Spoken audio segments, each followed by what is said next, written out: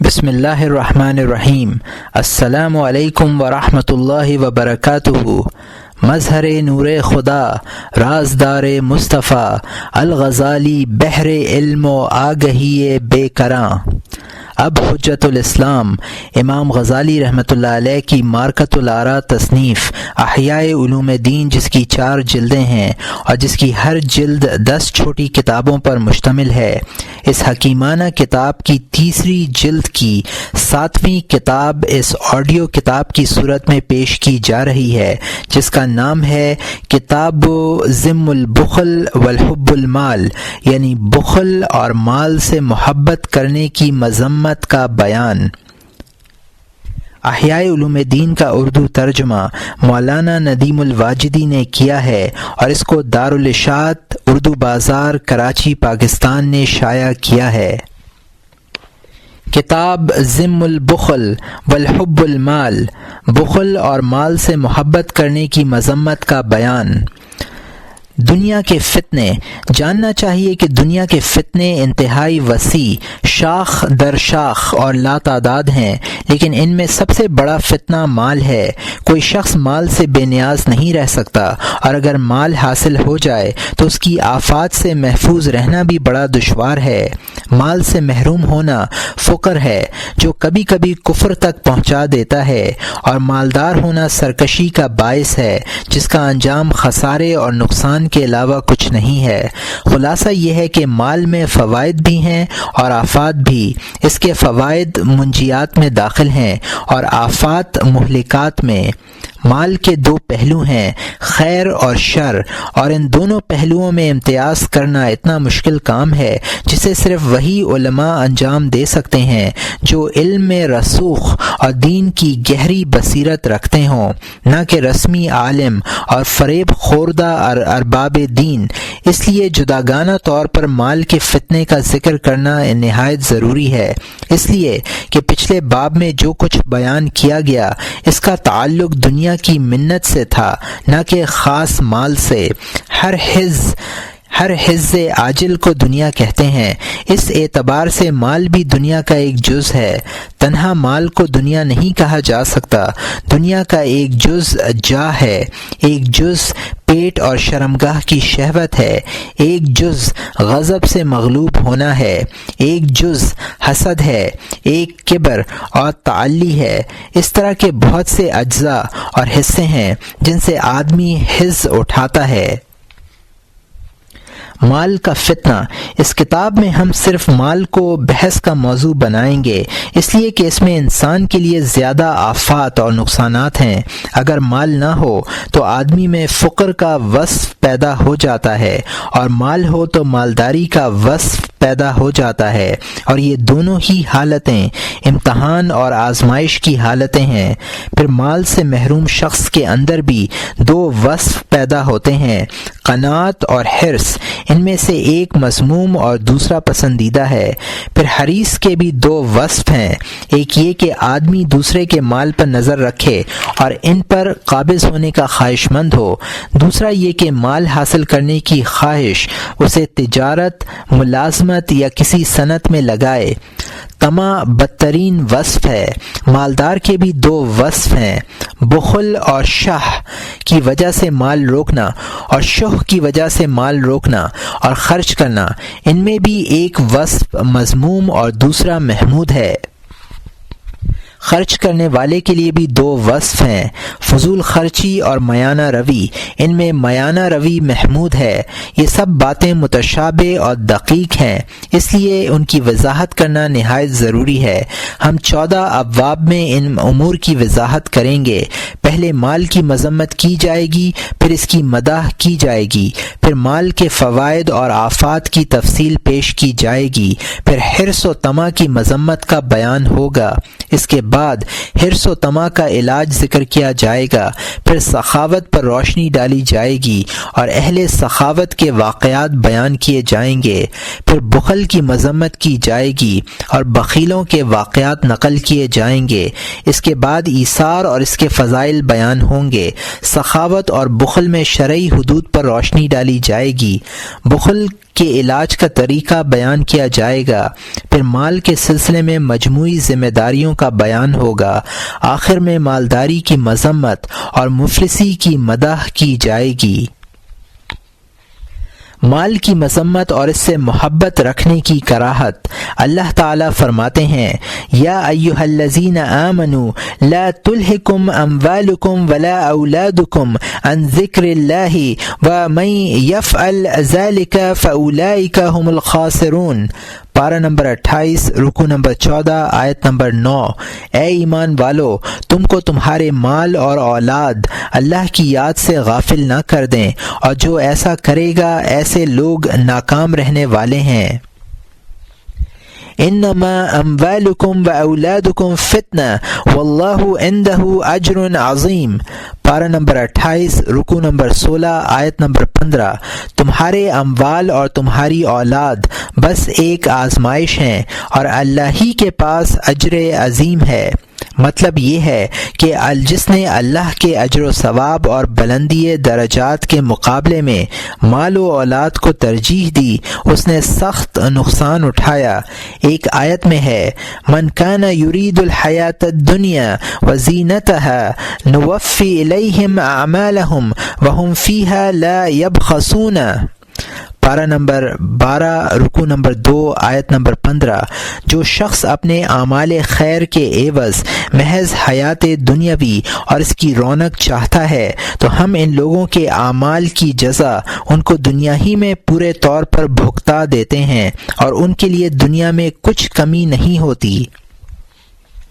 ایک جگہ ارشاد فرمایا، ان الانسان لیطغی ان رآہ استغنی۔ پارہ نمبر 30، رکوع نمبر 21، آیت نمبر 76۔ آدمی حد آدمیت سے نکل جاتا ہے اس وجہ سے کہ اپنے آپ کو مستغنی دیکھتا ہے۔ ارشاد فرمایا، الہاکم التکاثر۔ پارہ نمبر 30، رکوع نمبر 27، آیت نمبر 1۔ تمہیں مال کی کثرت نے غافل کر دیا ہے۔ رسول اکرم صلی اللہ علیہ وسلم ارشاد فرماتے ہیں، حب المال والشرف ینبتان النفاق فی القلب کما ینبت الماء البقل۔ مال اور شرف کی محبت دل میں اس طرح نفاق پیدا کرتی ہے جس طرح پانی گھاس اگاتا ہے۔ اور یہاں مترجم نے حاشیے میں لکھا ہے کہ مجھے ان الفاظ میں یہ روایت نہیں ملی، اور یہاں مترجم کا حاشیہ ختم ہوتا ہے۔ ایک حدیث میں ارشاد فرمایا ہے، ما ذئبان داریان ارسلا فی ضریبۃ غنم بکثر فساد فیها من حب الشرف والمال والجاہ فی الدین الرجل المسلم۔ بکریوں کے گلے میں اگر 2 خونخوار بھیڑیے چھوڑ دیے جائیں تو وہ اس میں اتنا فساد برپا نہیں کرتے جتنا فساد مرد مسلمان کے دین میں شرف، مال اور جاہ کی محبت سے پیدا ہوتا ہے۔ اور یہاں مترجم نے حاشیے میں لکھا ہے کہ ترمذی اور نسائی میں کعب ابن مالک کی روایت، لیکن ان دونوں کتابوں میں داریان کی جگہ جائعان ہے، لفظ ضریبت نہیں ہے، الجاہ کے بجائے اشرف ہے۔ اور یہاں مترجم کا حاشیہ ختم ہوتا ہے۔ ارشاد فرمایا، ہلک المکثرون الا من قال به فی عباد اللہ ہکذا وہکذا قلیلا ما ہم۔ زیادہ مال والے ہلاک ہو گئے مگر وہ شخص جو کہہ گیا ہو، مال کو اللہ کے بندوں میں ایسے اور ویسے اور ایسے لوگ کم ہیں۔ اور یہاں مترجم نے حاشیے میں لکھا ہے کہ بخاری و مسلم بروایت ابو ذر اس کے الفاظ یہ ہیں، ہم الاخسرون۔ ابو ذر نے دریافت کیا وہ کون لوگ ہیں؟ فرمایا، الا کثروا اموالا الا من قال ہکذا۔ طبرانی نے ابن ایزی سے اسی طرح نقل کی ہے جس طرح کتاب میں ہے، صرف لفظ عباد اللہ نہیں ہے۔ اور یہاں مترجم کا حاشیہ ختم ہوتا ہے۔ ایک مرتبہ صحابہ نے عرض کیا، یا رسول اللہ، آپ کی امت کے برے لوگ کون ہیں؟ فرمایا، مالدار۔ ایک روایت میں ہے کہ آپ نے اپنی امت کے عیش کوشوں اور عشرت پسندوں کے متعلق ارشاد فرمایا، سیاتی بعدکم قوما یاکلون اطایب الدنیا والوانها ویرکبون وینکحون اجمل النساء والوانها ویلبسون اجمل الثياب والوانها لهم بطون من القلیل لا تشبع وانفس بالکثیر لا تقنع آکفین علی الدنیا یغدون ویروحون الیها اتخذوها الہة من دون الحمم وربادون ربهم إلى أمر ينتهون وله هم يتبعون فعزيمة من محمد بن عبد الله لمن أدرك ذلك الزمان من أقبكم وخلف خلفكم ألا يسلم عليهم ولا يعود مرداهم ولا يتبع جنائزهم ولا يوقر كبيرهم فمن فعل ذلك فقد أعان على حدم الاسلام۔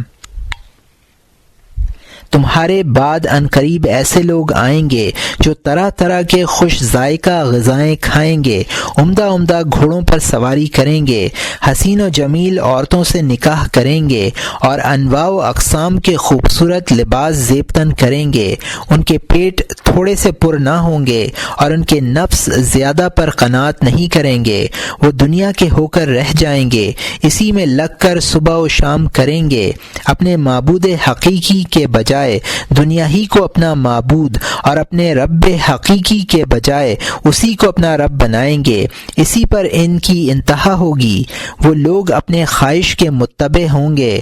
تمہارے بعد اور ان کے پیچھے آنے والے لوگوں میں سے جس شخص کو ایسا زمانہ ملے، اسے محمد ابن عبداللہ کی قسم ہے کہ وہ انہیں سلام کرے، نہ ان کے مریضوں کی عیادت کرے، نہ ان کے جنازوں کی مشایعت کرے اور نہ ان کے بڑے کی تعظیم کرے۔ اگر کسی نے ان مذکورہ بالا کاموں میں سے کوئی کام کیا تو اس نے اسلام کی پرشکوہ عمارت کو ڈھانے پر مدد کی۔ اور یہاں مترجم نے حاشیے میں لکھا ہے کہ مجھے ان الفاظ میں یہ روایت نہیں ملی، البتہ طبرانی اوسط اور شعب بیہقی میں عبداللہ بن جعفر کی حدیث ہے، شرار امتی الذین ولدوا فی النعیم وغزوا بہ یاکلون من الطعام الوانا۔ اور یہاں مترجم کا حاشیہ ختم ہوتا ہے۔ ایک حدیث میں ہے، دعوت دنیا لأہلها من اخذ من الدنیا فوق یکفیہ اکزہ تفا وہو لا یشعر۔ یہ بازار کی حدیث ہے جس کو انس رضی اللہ تعالی عنہ نے روایت کیا ہے، دنیا کو اہل دنیا کے لیے چھوڑ دو، جس نے دنیا میں سے قدر کفایت سے زائد لیا اس نے گویا غیر شعوری طور پر اپنی موت کا پروانہ حاصل کیا۔ ایک اور حدیث میں ہے، یقول ابن آدم مالی مالی وحلک من مالک الا ما اکلت ففنیت او لبست فبلیت او تصدقت فمدیت۔ یہ مسلم کی حدیث ہے جس کو عبداللہ ابن شہیر نے اور ابو ہریرہ رضی اللہ تعالی عنہ نے روایت کیا ہے، انسان یوں کہتا ہے کہ میرا مال اور کیا تیرے مال میں سے تیرا، اس کے علاوہ بھی کچھ ہے جو تو نے کھا کر ضائع کر دیا اور پہن کر بوسیدہ کر دیا۔ ایک شخص نے سرکار دو عالم صلی اللہ علیہ وآلہ وسلم کی خدمت میں عرض کیا، یا رسول اللہ مجھے موت پسند نہیں ہے۔ آپ نے دریافت فرمایا، کیا تیرے پاس مال ہے؟ عرض کیا، جی ہاں یا رسول اللہ۔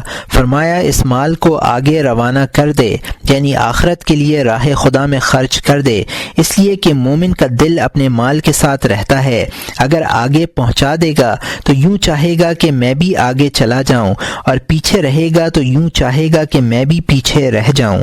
اور یہاں مترجم نے حاشیے میں لکھا ہے کہ مجھے اس روایت کا علم نہیں، اور یہاں مترجم کا حاشیہ ختم ہوتا ہے۔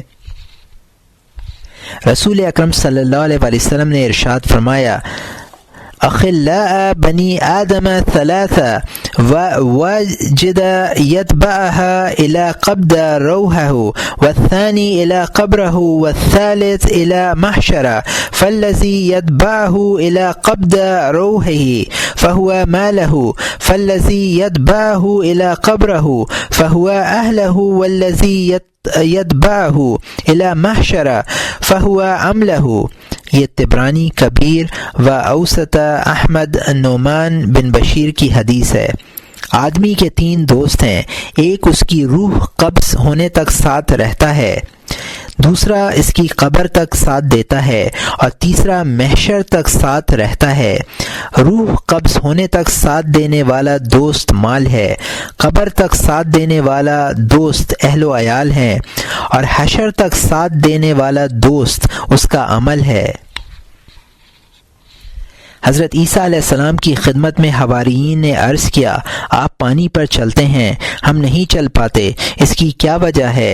فرمایا، درہم و دینار کی تمہارے نزدیک قدر و قیمت کیا ہے؟ عرض کیا کہ ہم انہیں اچھا سمجھتے ہیں۔ فرمایا، میرے نزدیک یہ دونوں اور سنگریزے دونوں برابر ہیں۔ حضرت سلمان الفارسی رضی اللہ تعالیٰ عنہ نے حضرت ابو درداء رضی اللہ تعالیٰ عنہ کو ایک خط لکھا کہ اے بھائی، جس دنیا کا تم شکر ادا نہ کر سکو اسے جمع مت کرو، اس لیے کہ میں نے رسول اللہ صلی اللہ علیہ وآلہ وسلم کی زبان مبارک سے یہ ارشاد سنا ہے، یجاء بصاحب الدنیا الذی اطاع اللہ فیہا وما لہ بین یدیہ کلماتک تکفى به الصراط قال له ما له أمد فقد أديت حق الله في ثم يجاب صاحب الدنيا الذي لم يطع الله فيها وما له بين كتفيه كلما تكفى به الصراط قال له ما له ويلك ألا أديت حق الله في فما يزال كذلك حتى يدعو أبا الويل والثبور۔ جس دنیا والے نے دنیا کے سلسلے میں اللہ کی اطاعت کی ہوگی وہ قیامت کے دن اللہ تعالیٰ کے سامنے لایا جائے گا اور اس کا مال اس کے سامنے ہوگا۔ جب وہ پل صراط پر سے ادھر ادھر کو جھکے گا اس کا مال اس سے کہے گا، گزر جا، تو نے مجھ میں اللہ کا حق ادا کر دیا ہے۔ پھر اس دنیا والے کو لایا جائے گا جس نے دنیا کے سلسلے میں اللہ کی اطاعت نہیں کی ہوگی، اس کا مال اس کے سامنے ہوگا۔ جب وہ پل صراط پر سے ادھر ادھر کو جھکے گا اس کا مال کہے گا، کم بخت، کیا تو نے مجھ میں اللہ کا حق ادا نہیں کیا؟ یہ صورتحال اسی طرح رہے گی یہاں تک کہ ہلاکت و بربادی کو آواز دے گا۔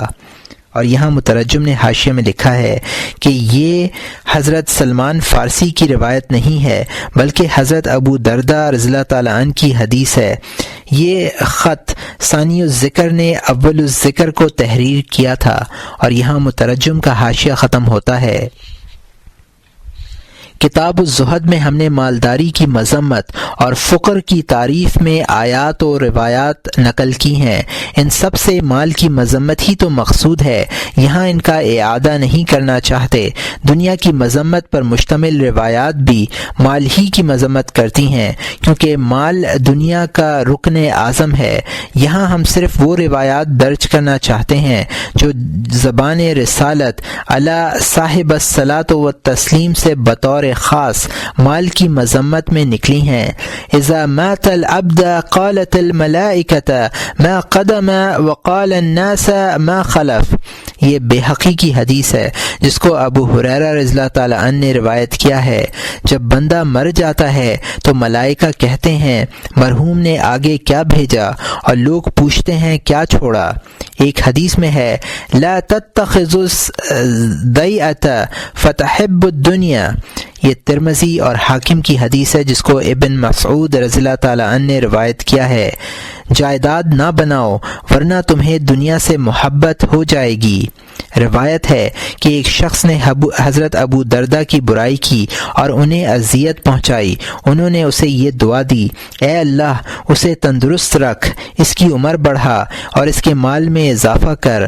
غور کیجئے تندرستی اور طول عمر کے بعد مال کی کثرت کو انہوں نے کتنی بڑی مصیبت تصور کیا۔ تبھی تو اپنے دشمن کو اس دعا سے نوازا، کیونکہ مال کی کثرت عموماً سرکشی میں مبتلا کر دیتی ہے۔ حضرت علی کرم اللہ وجہہ نے ایک مرتبہ اپنی ہتھیلی پر ایک درہم رکھا اور اس سے مخاطب ہو کر فرمایا کہ تو جب تک میرے ہاتھ سے نکلے گا نہیں مجھے نفع نہیں پہنچائے گا۔ ایک مرتبہ حضرت عمر ابن الخطاب رضی اللہ تعالیٰ عنہ نے ام المومنین حضرت زینب بنت حجش رضی اللہ عنہ کی خدمت میں کچھ روپے بھیجے۔ انہوں نے پوچھا یہ کیسے روپے ہیں؟ لوگوں نے بتلایا یہ حضرت عمر رضی اللہ تعالیٰ عنہ کا عطیہ ہے جو انہوں نے آپ کی خدمت میں بھیجا ہے۔ انہوں نے فرمایا اللہ مغفرت کرے۔ پھر انہوں نے ایک پردہ اتارا، اسے پھاڑ کر تھیلیاں بنائیں اور وہ تمام روپے اپنے اعزاء و اقربا کو بھجوا دیے۔ اس کے بعد یہ دعا مانگی، اے اللہ آج کے بعد مجھے کبھی عمر رضی اللہ تعالیٰ عنہ کا عطیہ نہ ملے۔ چنانچہ ازواج مطہرات میں آپ کے پردہ فرمانے کے بعد سب سے پہلے حضرت زینب ہی فوت ہوئیں۔ حضرت حسن بصری رحمۃ اللہ علیہ فرماتے ہیں بخدا جو شخص مال کی عزت کرتا ہے اللہ اسے ذلیل کرتا ہے۔ کہا جاتا ہے کہ جب دینار و درہم بنے تو شیطان انہیں اوپر لے گیا، انہیں اپنی پیشانی پر رکھا اور بوسہ دیا اور کہنے لگا جو تمہیں چاہے گا وہ حقیقت میں میرا بندہ ہوگا۔ حضرت سمیت ابن عجلان رحمۃ اللہ علیہ ارشاد فرماتے ہیں کہ دراہم اور دنانیر منافقین کی لگامیں ہیں، ان لگاموں کے ذریعے انہیں کھینچ کر دوزخ میں لے جایا جاتا ہے۔ حضرت یحییٰ ابن معاذ رحمۃ اللہ علیہ فرماتے ہیں کہ درہم بچھو کی طرح ہے، اگر تم اس کے کانٹے کی جھاڑ پھونک نہیں کر سکتے تو اسے مت لو، اس لیے کہ اگر اس نے تمہارے ڈنک مار دیا تو اس کا زہریلا مادہ تمہیں ہلاک کر دے گا۔ دریافت کیا گیا کہ درہم کی جھاڑ پھونک کیا ہے؟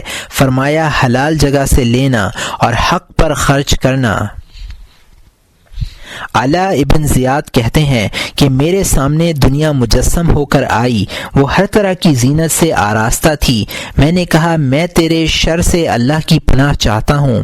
اس نے کہا اگر تجھے میرے شر سے محفوظ رہنا ہو تو دراہم و دینار کو برا سمجھ، یہ اس لیے کہ دراہم و دینار ہی تمام دنیا ہے، کیونکہ ان کے ذریعے دنیا کی تمام چیزیں حاصل کی جا سکتی ہیں۔ جس نے ان دونوں سے صبر کیا اس نے گویا تمام دنیا سے صبر کیا۔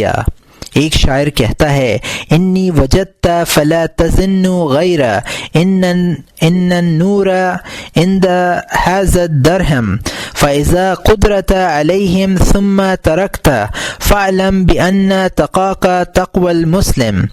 میں تو ایسا سمجھتا ہوں اور تم بھی ایسا ہی سمجھو کہ تقوی کی صحیح پہچان مال سے ہوتی ہے۔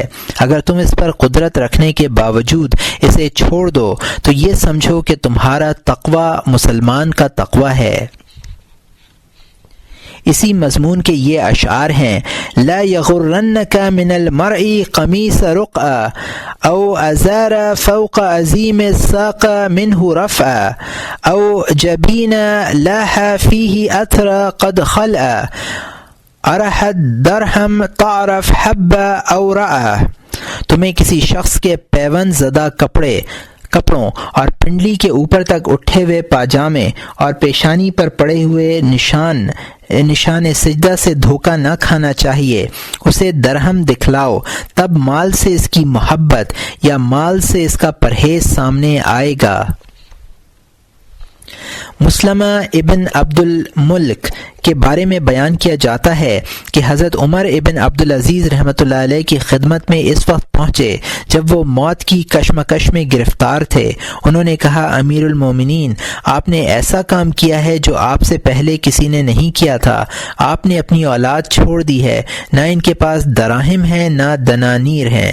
حضرت عمر ابن عبدالعزیز رحمۃ اللہ علیہ کے 13 بچے تھے۔ انہوں نے کہا مجھے اٹھا کر بٹھا دو۔ لوگوں نے انہیں اٹھا کر بٹھا دیا۔ فرمایا میں نے اولاد کے لیے کچھ نہیں چھوڑا تو اس کا یہ مطلب نہیں کہ میں نے ان کا حق داب رکھا ہے، البتہ میں نے دوسروں کا حق انہیں نہیں دیا۔ میری اولاد میں 2 ہی طرح کے بیٹے ہو سکتے ہیں، ایک اللہ کا مطیع و فرما بردار، اگر ایسا ہے تو اللہ اس کے لیے کافی ہے کیونکہ وَهُوَ يَتَوَلَّى الصَّالِحِينَ، اور وہ والی ہے نیکوکاروں کا۔ دوسرا اللہ کا نافرمان گنہگار، اگر ایسا ہے تو مجھے اس کی کیا پرواہ ہو سکتی ہے۔ روایت ہے کہ محمد ابن کعب القرظی رحمۃ اللہ علیہ کو کہیں سے بہت سا مال ہاتھ لگا۔ کسی نے انہیں مشورہ دیا کہ مال اپنے بیٹے کے لیے جمع رکھیے۔ انہوں نے جواب دیا، نہیں، میں یہ مال اپنے لیے ذخیرہ کروں گا اور اللہ کو اپنے بیٹے کے لیے چھوڑ جاؤں گا۔ ایک شخص نے ابو عبد الرب سے کہا کہ ایسا نہ ہو کہ تم خود تو برائی کا بوجھ اٹھا کر آخرت کی طرف جاؤ اور اپنی اولاد کے لیے خیر چھوڑ کر مرو۔ یہ سن کر ابو عبد الرب نے اپنے مال میں سے 1,00,000 درہم راہ حق میں خرچ کیے۔ یحییٰ ابن معاذ کہتے ہیں کہ موت کے وقت 2 مصیبتیں ایسی ہوتی ہیں کہ نہ پہلے لوگوں نے سنی ہیں اور نہ پچھلے لوگوں نے سنی ہیں۔ دریافت کیا گیا، وہ کون سی 2 مصیبتیں ہیں؟ فرمایا، ایک یہ کہ اس سے پورا مال لیا جائے گا، دوسری یہ کہ اسے پورے مال کا حساب دینا پڑے گا۔ مال کی تعریف اور اس کی مدح و ذم تطبیق۔ مال کی تعریف۔ اللہ تعالیٰ نے قرآن کریم میں کئی جگہ مال کے لیے لفظ خیر استعمال کیا ہے۔ مثلا فرمایا، ان ترک خیرن، اگر اس نے کوئی خیر یعنی مال چھوڑا۔ رسول اکرم صلی اللہ علیہ وسلم کا ارشاد ہے، نعم المال الصالح للرجل الصالح۔ یہ احمد اور طبرانی کی حدیث ہے جس کو عمر بن العاص رضی اللہ تعالیٰ عنہ نے روایت کیا ہے۔ کیا اچھی ہے نیک آدمی کے لیے نیک کمائی۔ قرآن و حدیث سے مال کی تعریف ثابت ہے۔ صدقہ اور حج کے ثواب میں جو کچھ مذکور ہوا اس سے بھی مال کی تعریف ہوتی ہے، کیونکہ مال کے بغیر نہ آدمی صدقہ کا ثواب کما سکتا ہے اور نہ خانہ کعبہ کی زیارت کر کے اپنے نامہ اعمال کو روشن کر سکتا ہے۔ قرآن کریم میں ہے، وَيَسْتَخْرِجَ كَنْزَهُمَا رَحْمَةً مِّن رَبِّكَ، پارہ نمبر 16، رکوع نمبر 1، آیت نمبر 82۔ اور تیرے رب کی مہربانی سے وہ اپنا دفینہ نکال لیں۔ اس طرح یہ آیت بھی مال کی تعریف میں ہے، جس میں بطور احسان ارشاد فرمایا گیا وَيُمْدِدْكُمْ بِأَمْوَالٍ وَبَنِينٍ وَيَجْعَلْ لَكُمْ جَنَّاتٍ وَيَجْعَلْ لَكُمْ أَنْهَارًا، پارہ نمبر 29، رکوع نمبر 9، آیت نمبر 12۔ اور تمہارے مال اور اولاد میں ترقی دے گا اور تمہارے لیے باغ لگا دے گا اور تمہارے لیے نہریں بہا دے گا۔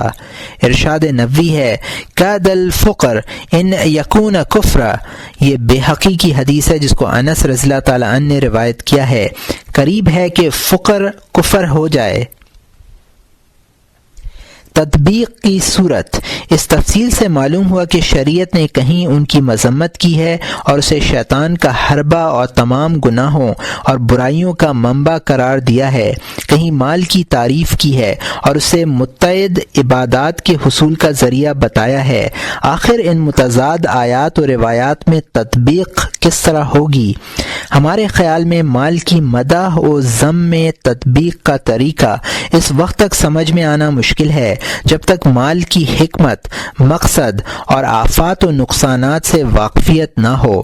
اس کے بعد ہی یہ حقیقت آشکارا ہو سکتی ہے کہ مال ایک وجہ سے بہتر اور ایک وجہ سے بدتر ہے، بہتر ہونے کی وجہ سے محمود ہے اور بدتر ہونے کی وجہ سے مذموم، کیونکہ مال نہ محض شر ہے اور نہ محض خیر ہے، بلکہ وہ خیر و شر دونوں کا سبب اور دونوں کے حصول کا ذریعہ ہے۔ جس کی یہ صفت ہو اس کی یقینی طور پر کبھی تعریف کی جائے گی اور کبھی مذمت کی جائے گی۔ صرف عقل مند آدمی ہی سمجھ سکتا ہے کہ جو مال قابل تعریف ہے وہ قابل مذمت نہیں ہے اور جو مال قابل مذمت ہے وہ قابل تعریف نہیں ہے۔ احیاء العلوم جلد 4 کے کتاب الشکر میں ہم نے خیرات اور نعمتوں کے درجات کی تفصیل کی ہے، یہ تفصیل وہاں دیکھ لینی چاہیے۔ اس وقت صرف اتنا بیان کرنا مقصود ہے کہ داناؤں اور نور بصیرت رکھنے والوں کا مقصد آخرت کی سعادت ہے۔ آخرت ایک پائیدار اور ناقابل زوال نعمت ہے۔ بزرگ اور زیرک ہی اس نعمت کے حصول کا قصد کرتے ہیں۔ چنانچہ سرکار دو عالم صلی اللہ علیہ وسلم کی خدمت میں کسی نے عرض کیا، من اکرم الناس و كيسهم فقال أكثرهم للموت ذكرى او اشدهم له استعدادا. یہ ابن ابی الدنیا اور ابن ماجہ کی حدیث ہے جس کو ابن عمر رضی اللہ تعالیٰ عنہ نے روایت کیا ہے۔ لوگوں میں بزرگ تر اور زیادہ ہوشیار کون ہے؟ فرمایا موت کا بکثرت ذکر کرنے والا اور اس کے لیے زیادہ تیاری کرنے والا۔ اخروی سعادت کے حصول کے ذرائع حصول۔ دنیا میں آخرت کی سعادت 3 ذریعوں کے بغیر نہیں حاصل ہو سکتی۔ اول نفسی فضائل جیسے علم اور خوش خلقی، دوم بدنی فضائل جیسے صحت اور تندرستی، سوم بدن سے خارج فضائل جیسے مال اور اسباب دنیا۔ ان وسائل میں اعلیٰ تر وسیلہ فضائل نفسی ہے، دوسرے درجے میں بدنی فضائل کا وسیلہ ہے، بالکل آخری درجے میں وہ فضائل ہیں جو نفس و بدن دونوں سے خارج ہوں۔ ان میں مال بھی شامل ہے۔ درہم و دینار سب سے کم حیثیت رکھتے ہیں کیونکہ یہ دونوں انسان کے خادم ہیں جبکہ اس کا کوئی خادم نہیں۔ دوسری چیزوں کے لیے ان کی خواہش کی جاتی ہے، خود ان کی ذات مقصود نہیں رہتی، اس لیے کہ نفس ہی ایک ایسا جوہر لطیف ہے جس کی سعادت مطلوب ہے۔ وہ علم، معرفت اور مکارم اخلاق کی خدمت کرتا ہے۔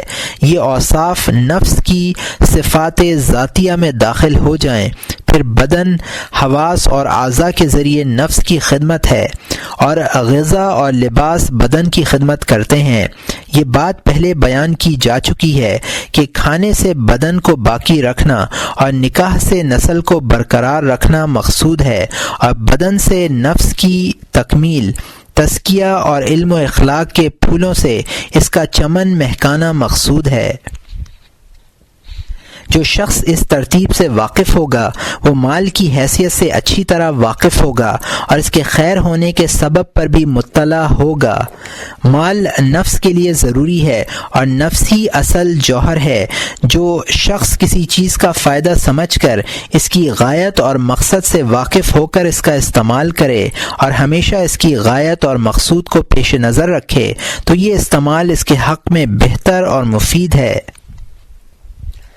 مال جس طرح کسی صحیح مقصد کا وسیلہ ہو سکتا ہے اسی طرح وہ فاسد مقاصد کا بھی ذریعہ بن سکتا ہے، اور یہ وہ مقاصد ہیں جو سعادت اخروی سے ٹکراتے ہیں اور علم و عمل کی راہوں پر بندشیں لگاتے ہیں۔ اس طرح مال محمود بھی ہوا اور مذموم بھی۔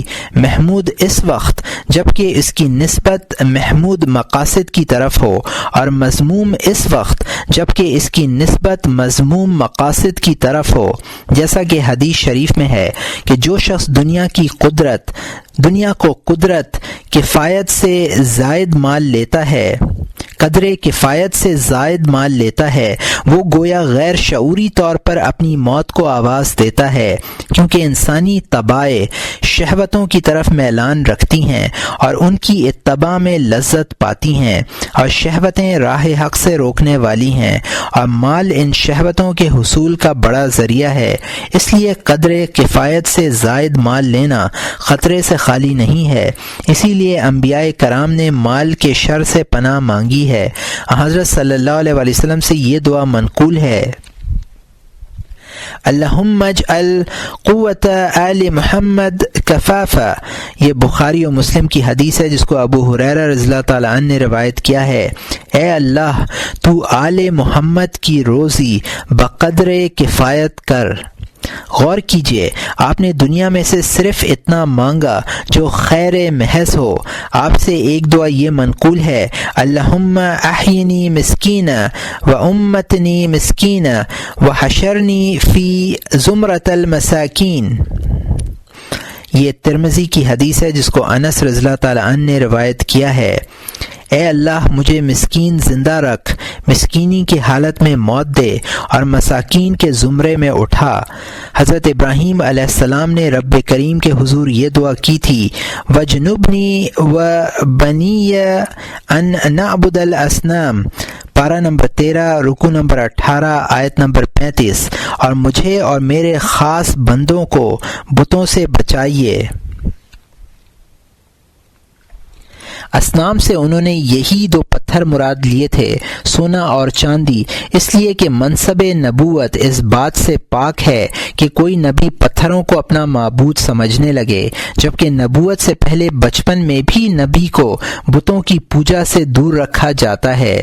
سونے چاندی کی عیادت سے مراد یہ ہے کہ دل میں ان کی محبت ہو اور آدمی ان کی وجہ سے دھوکہ کھا جائے، جیسا کہ حدیث شریف میں ہے، تعس عبد الدینار تعس عبد الدرہم تعس ولن تقش واذا شیک فلا انتعش۔ یہ بخاری کی حدیث ہے جس کو ابو ہریرہ رضی اللہ تعالیٰ عنہ نے روایت کیا ہے۔ ہلاک ہو بندہ دینار، ہلاک ہو بندہ درہم، گرے اور نہ اٹھے، اور جب اس کے کانٹا لگے تو نکال نہ سکے۔ اور یہاں مترجم نے حاشیے میں لکھا ہے لیکن اس میں انتقش نہیں ہے بلکہ محض ونتقص کے الفاظ ہیں۔ بخاری میں تعلیق اور ابن ماجہ و حاکم میں موصولاً منقول ہے۔ اور یہاں مترجم کا حاشیہ ختم ہوتا ہے۔ مطلب یہ ہے کہ بندہ درہم و دینار کی کہیں سے کوئی مدد نہیں ہوگی، وہ گر جائے گا تو اسے کوئی اٹھانے والا نہ ہوگا، اور کانٹا چبھے گا تو اس میں اتنی سکت بھی نہیں ہوگی کہ کانٹا ہی نکال لے۔ اس حدیث میں مال سے محبت کرنے والے کو اس کا عابد اور پرستار قرار دیا ہے۔ کسی بھی پتھر کا عابد بتوں کا پجاری ہے، بلکہ جو شخص بھی غیر اللہ کی پرستش کرتا ہے وہ گویا بتوں کی پرستش کرتا ہے، وہ مشرک ہے۔ تاہم شرک کی دو قسمیں ہیں، خفی اور جلی۔ شرک خفی ہمیشہ کے لیے دوزخ میں رہنے کا موجب نہیں ہے، مومن اس سے کم ہی خالی ہوتے ہیں۔ شرک خفی چونٹی کی چال سے بھی زیادہ مخفی ہے۔ شرک جلی کا مرتکب ہمیشہ کے لیے جہنم میں رہے گا۔ ہم شرک جلی و خفی دونوں سے اللہ رب العزت کی پناہ چاہتے ہیں۔ مال کے نقصانات اور فوائد۔ مال میں سانپ کی طرح زہر بھی ہے اور تریاق بھی۔ تریاق اس کے فوائد ہیں اور زہر اس کے نقصانات۔ جو شخص اس کے فوائد و نقصانات دونوں سے واقف ہوگا اسی کے لیے یہ ممکن ہے کہ وہ اس زہر سے بچ سکے اور اس کے تریاق سے فائدہ اٹھا سکے۔ مال کے فوائد دینی بھی ہیں اور دنیاوی بھی۔ دنیاوی فوائد بیان کرنے کی ضرورت ہی نہیں ہے، اس لیے کہ وہ اتنے متعارف و مشہور ہیں کہ سب لوگ واقف ہیں۔ اگر ایسا نہ ہوتا تو حصول مال کے لیے ہلاکت و تباہی میں کیوں پڑتے؟ البتہ دینی فوائد قابل ذکر ہیں۔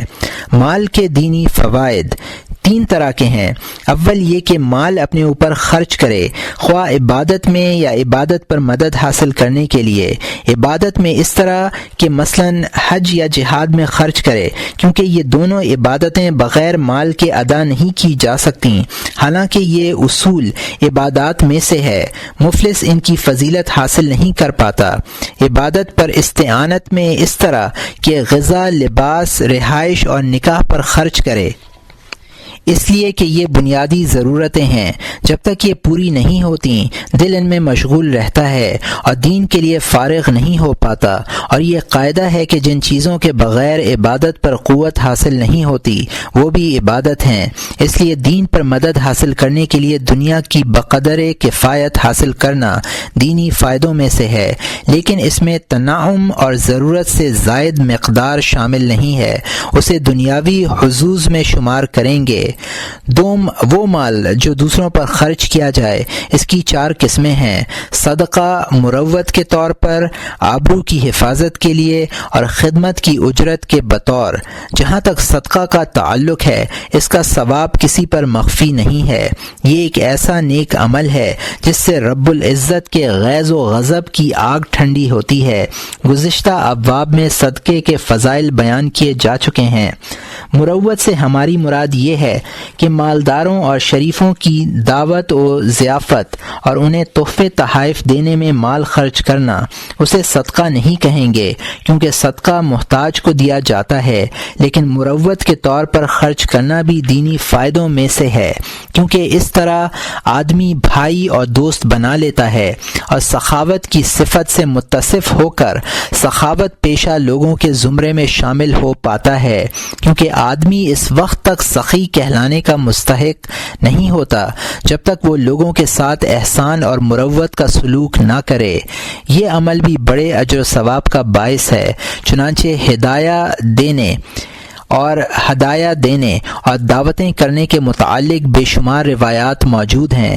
ان میں کہیں یہ قید نہیں کہ ہدیہ صرف ضرورت مندوں کو دیا جائے یا دعوت صرف ان لوگوں کی جائے جو مفلس ہوں یا جن کے پاس کھانے کو کچھ نہ ہو۔ آبرو بچانے کی غرض سے خرچ کرنا بھی دینی منفعت سے خالی نہیں ہے۔ مثلا کسی ایسے شاعر کو کچھ دے دیا جائے جو ہجو کہتا ہے اور مجلسوں میں مذاق کا نشانہ بناتا ہو۔ اسی طرح کمینوں کی زبان بند کرنے کے لیے اور ان کے شر سے بچنے کے لیے مال خرچ کرنا۔ حضور اکرم صلی اللہ علیہ وسلم کا ارشاد ہے، ما وقع به المرء ارده كتب له به صدقہ۔ یہ ابو یعلا کی حدیث ہے جس کو جابر رضی اللہ تعالیٰ عنہ نے روایت کیا ہے۔ جس چیز سے آدمی اپنی عزت بچائے وہ اس کے لیے صدقہ لکھی جاتی ہے۔ عزت بچانے کے لیے مال خرچ کرنا یوں بھی ثواب کا باعث ہے کہ اس سے غیبت کرنے والا غیبت کے گناہ سے محفوظ رہتا ہے اور اس کے کلام سے فتنہ نہیں پھیلتا۔ مسلمان عداوت کا شکار نہیں ہوتے اور جس کی غیبت کی جائے وہ بھی انتقام کے جذبے سے مجبور ہو کر ایسا جواب نہیں دیتا جو حدود شریعت سے متجاوز ہو۔ استخدام یعنی خدمت لینے پر اجرت دینا بھی اجر و ثواب سے خالی نہیں ہے، کیونکہ انسان اپنے اسباب کی فراہمی میں جن اعمال کا محتاج ہے وہ بے شمار ہیں۔ اگر تنہا انہیں کرنے لگے تو وقت الگ ضائع ہو اور راہ آخرت پر چلنا دشوار ہو جائے اور ذکر و فکر کی فرصت نہ ملے، حالانکہ سالکین کا اعلیٰ مقام یہی ذکر و فکر ہے۔ ظاہر ہے جس کے پاس مال نہ ہوگا وہ اپنے تمام کام تنہا کرے گا، مثلا غلہ خریدنا، اسے پیسنا، پکانا، گھر صاف کرنا، یہاں تک جن کتابوں کی ضرورت ہو ان کے نسخے تیار کرنا۔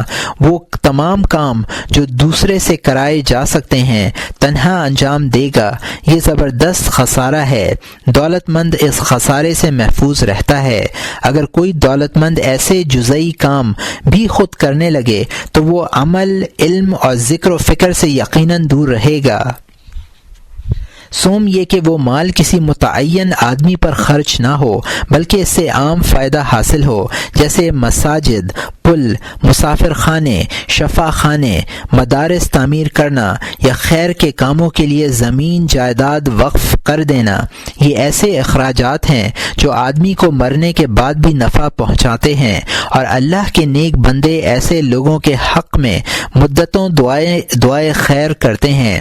اس سے بڑھ کر اور کیا خیر کا کام ہوگا۔ ان دینی فوائد کے علاوہ مال سے دنیاوی حظوظ بھی حاصل ہوتے ہیں۔ مثلا جس کے پاس مال ہو وہ فقر کی ذلت اور مفلسی کے عیب سے محفوظ رہتا ہے۔ لوگ اس کی عزت کرتے ہیں اور اسے سر آنکھوں پر بٹھاتے ہیں۔ اگر دولت مند پیسہ خرچ کرے تو اس سے حلقہ احباب میں اضافہ ہوتا ہے۔ لوگ اس سے برادرانہ روابط قائم کرنے میں فخر محسوس کرتے ہیں اور وقت پڑنے پر کام بھی آتے ہیں۔ نیک اور مخلص مالداروں کا لوگ دل سے احترام کرتے ہیں۔ مال کے نقصانات بھی دو طرح کے ہیں، دینی اور دنیاوی۔ دینی نقصانات تین طرح کے ہیں۔ ایک یہ کہ مال آدمی کو گناہ کے راستے پر ڈال دیتا ہے، کیونکہ شہوتیں آدمی کے دل پر مسلسل یلغار کرتی رہتی ہیں۔ بے مائگی اور عجز کے ذریعے ان شہوتوں سے تحفظ کیا جا سکتا ہے، کیونکہ جب آدمی کسی گناہ کے ارتکاب سے مایوس ہوتا ہے تو دل میں اس کا داعیہ پیدا نہیں ہوتا، اور جب یہ احساس ہو جاتا ہے کہ اب میں اس گناہ کا ارتکاب کر سکتا ہوں تو یہ داعیہ ابھرتا ہے۔ مال کا موجود ہونا بھی ایک طرح کی قدرت ہی ہے۔ مال ہو تو آدمی کے دل میں گناہ کرنے اور فسق و فجور میں مبتلا ہونے کی خواہش جنم لیتی ہے۔ اگر وہ اپنی خواہش پر عمل کر لے تو ہلاک ہو جائے، اور صبر کرے تو تکلیف میں مبتلا ہو، اس لیے کہ قدرت رکھتے ہوئے صبر کرنا انتہائی دشوار ہے۔ مالداری کا فتنہ مفلسی کے فتنے سے بڑا ہے۔ دوسرا نقصان یہ ہے کہ مال سے مباحات میں تنعم تک نوبت پہنچتی ہے، اور یہ مال کے غلط استعمال کا پہلا درجہ ہے، کیونکہ مالدار سے یہ تو ہو نہیں سکتا کہ وہ جو کی روٹی کھائے اور موٹا کپڑا پہنے اور تمام لذیذ کھانے ترک کر دے، جیسا کہ حضرت سلیمان علیہ السلام نے اپنی سلطنت و مملکت کی وسعت اور زمین کے خزانوں پر اپنی قدرت کے باوجود ایسا کیا تھا۔ لیکن ہر شخص ایسا نہیں کر سکتا۔ جسے مالی وسعت میسر ہوگی وہ مباحات میں تنعم ضرور اختیار کرے گا، یعنی اچھا کھائے گا، اچھا پہنے گا اور نفس کو اسی کا عادی بنائے گا، اور جب تنعم میں اسے لذت ملنے لگے گی تو پھر اس سے رکنا ممکن نہ ہوگا، بلکہ پھر تو یہ حال ہو جائے گا کہ اگر حلال آمدنی تنعم کے تقاضے پورے کرنے سے قاصر رہے گی تو مشکوک اور حرام ذرائع اختیار کرنے پر مجبور ہوگا۔ مداہنت، جھوٹ، نفاق اور دوسرے فاسد اخلاق و عادات کو دل میں جگہ بنانے کا موقع دے گا تاکہ اس کی دنیا کا نظم اس کی اپنی پسند کے مطابق بنا رہے اور اس کے تنعم میں کمی نہ آئے۔ جس کے پاس مال زیادہ ہوتا ہے اسے لوگوں کی حاجت زیادہ ہوتی ہے، اور جو لوگوں کا محتاج ہوتا ہے وہ اپنا کام نکالنے کے لیے منافقانہ روش اختیار کرتا ہے، اور ان کی رضا حاصل کرنے کے لیے اللہ تعالی کی نافرمانی سے بھی گریز نہیں کرتا۔ اگر انسان پہلی آفت سے بچ جائے تو اس آفت سے بچنا مشکل ہے، اور مخلوق کی احتیاج سے دوستی اور دشمنی پیدا ہوتی ہے، اور اس سے حسد، کینہ، ریا، کبر، جھوٹ، چغل خوری، غیبت اور ان تمام معاصی کو پھلنے پھولنے کا موقع ملتا ہے جو دل و زبان کے ساتھ مخصوص ہیں۔ پھر یہ بھی امکان رہتا ہے کہ یہ معاصی دل و زبان سے تجاوز کر کے دوسرے اعضاء کی طرف بھی منتقل ہو جائیں۔ یہ سب مال ہی کی نحوستیں ہیں۔ تیسری آفت، اور اس سے کوئی مالدار خالی نہیں ہے، یہ ہے کہ آدمی مال کی اصلاح اور حفاظت میں لگ کر اللہ کے ذکر سے غافل ہو جاتا ہے، اور جو چیز آدمی کو اللہ سے غافل کر دے وہ ایک ایسا خسارہ ہے جس کی تلافی کسی طرح ممکن نہیں۔ اس لیے حضرت عیسیٰ علیہ السلام نے ارشاد فرمایا کہ مال میں 3 آفتیں ہیں۔ ایک آفت تو یہ ہے کہ جائز طریقے سے نہ لے۔ کسی نے عرض کیا اگر آمدنی حلال ہو؟ انہیں جواب دیا اس صورت میں وہ ناحق خرچ کرے گا۔ یہ دوسری آفت ہے۔ کسی نے عرض کیا اگر وہ حق میں خرچ کرے؟ فرمایا مال کی حفاظت اسے اللہ کی یاد سے غافل کر دے گی۔ یہ تیسری اور بڑی آفت ہے۔ ذکر الہی سے غفلت ایک لا علاج اور سنگین مرض ہے، کیونکہ تمام عبادتوں کی غایت اور منشا اللہ کا ذکر اور اس کی ذات و صفات میں فکر ہی تو ہے، اور ذکر و فکر کے لیے فارغ قلب کی ضرورت ہے۔ اگر کسی کے پاس زمین ہے تو وہ رات دن کھیتی کے جھگڑوں میں الجھا رہتا ہے، کبھی حساب کتاب کر رہا ہے، کبھی شرکاء سے برسر پیکار ہے، کبھی پانی اور حد بندی پر اختلافات کا شکار ہو رہا ہے، کبھی ان لوگوں سے جھگڑ رہا ہے جو بادشاہ کی طرف سے زمین کا خراج وصول کرنے پر مقرر ہیں، کبھی معماروں اور مزدوروں کے مسائل سے نبرد آزما ہے۔ تجارت پیشہ آدمی کو یہ غم ستائے رہتا ہے کہ اس کا شریک نفع میں برابر کا شریک ہے لیکن کام میں برابر ہاتھ نہیں بٹاتا، کہیں شریک پر چوری اور خیانت کے الزامات تراشتا نظر آتا ہے۔ یہی حال جانوروں کے مالک کا ہے، بلکہ جتنے بھی اموال ہیں ان سب کے مالکان کا کم و بیش یہی حال ہے کہ وہ اللہ کے ذکر کے بجائے اپنے اموال میں مشغول ہیں اور ان کی اصلاح و حفاظت کے بارے میں متفکر اور پریشان ہیں۔ سب سے کم شغل زمین کے گڑے ہوئے خزانے سے ہوتا ہے، لیکن مدفون خزانہ بھی دل کو بہت کچھ الجھا لیتا ہے۔ اس کے ضائع جانے یا چوروں کے ہاتھ لگ جانے کے اندیشے دل میں سر ابھارتے ہیں تو ذکر و فکر میں طبیعت کو یکسوئی حاصل نہیں ہو پاتی۔ ہر لمحہ اس کی حفاظت کی فکر دامنگیر رہتی ہے۔ دنیا کے افکار اور ہنگامے لامحدود ہیں، ان کی کوئی انتہا نہیں ہے۔ جس کے پاس ایک دن کی غذا ہے وہ تمام افکار پریشاں سے دور اور ان ہنگاموں سے محفوظ ہیں۔ یہ ہیں مال کے دینی نقصانات۔ ان میں اس کا بھی اضافہ کر لیجئے کہ دولت مند مال حاصل کرنے کے لیے کیا کچھ جدوجہد نہیں کرتے، پر جب مال حاصل ہو جاتا ہے تو اس کی حفاظت کے لیے کس طرح دل و جان سے بے قرار رہتے ہیں۔ حاسدوں کے حسد سے بچنا اس پر متضاد ہے۔ ہر وقت یہ دھڑکا لگا رہتا ہے کہ کہیں محنت و مشقت سے کمایا ہوا یہ مال ضائع نہ ہو جائے۔ اس سے معلوم ہوا کہ مال فی الحقیقت زہر ہے۔ تریاق صرف اسی صورت میں ہے جب کہ اسے گزر بسر کا ذریعہ سمجھا جائے اور زائد از ضرورت مال اللہ کی راہ میں خیرات کر دیا جائے۔